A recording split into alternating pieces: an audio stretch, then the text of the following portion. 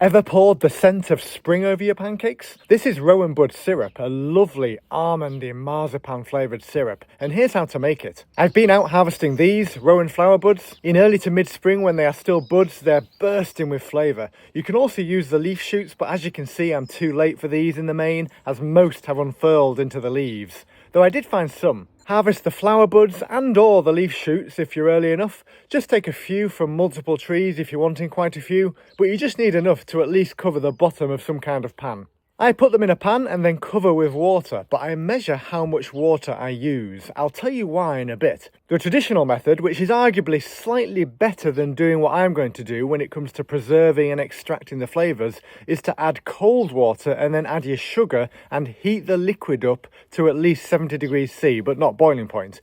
But I cheat a little bit as I don't have a cooking thermometer to measure the temperature, by using my kettle to preheat the water to the right temperature, because my kettle does have a thermometer on it. So I heat the water in a kettle to about 80 degrees C, not boiling. It is important the water doesn't reach boiling point no matter how you do it, because that can destroy much of the flavour. But it's equally important to at least hit 70 degrees C, as that's what will destroy some mild toxins.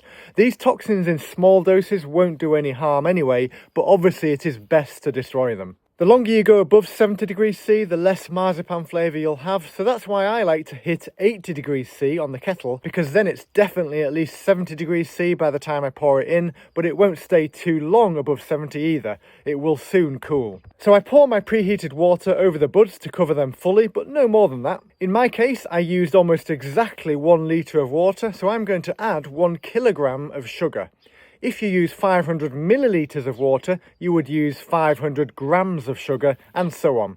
So that's why you measure how much water you put in, because whatever millilitres of water you use, you put in the same grammage of sugar. If you were putting cold water in, you'd add the sugar straight away and stir as it warms up, but either way, you stir thoroughly for a few minutes until the sugar dissolves completely, and then just cover it up and let it cool completely for a few hours. I then just strain off the liquid. I use a sieve lined with muslin cloth, and then bottle it up and keep it in the fridge. You can sterilise the bottles if you want, that might help it keep even longer, but I used an empty spring water bottle which is virtually sterilised anyway. You can freeze some too if you wanted. If using glass containers, remember to leave plenty of space at the top, because the liquid expands and it could break in the freezer if not enough space is left at the top. If at any point it starts to ferment or go fizzy or smell off in any way, then I'd get rid of it. But if it's stored well, it should keep well in the fridge, I'd say for at least a month, maybe a lot longer too, but I'd only commit to saying at least a month.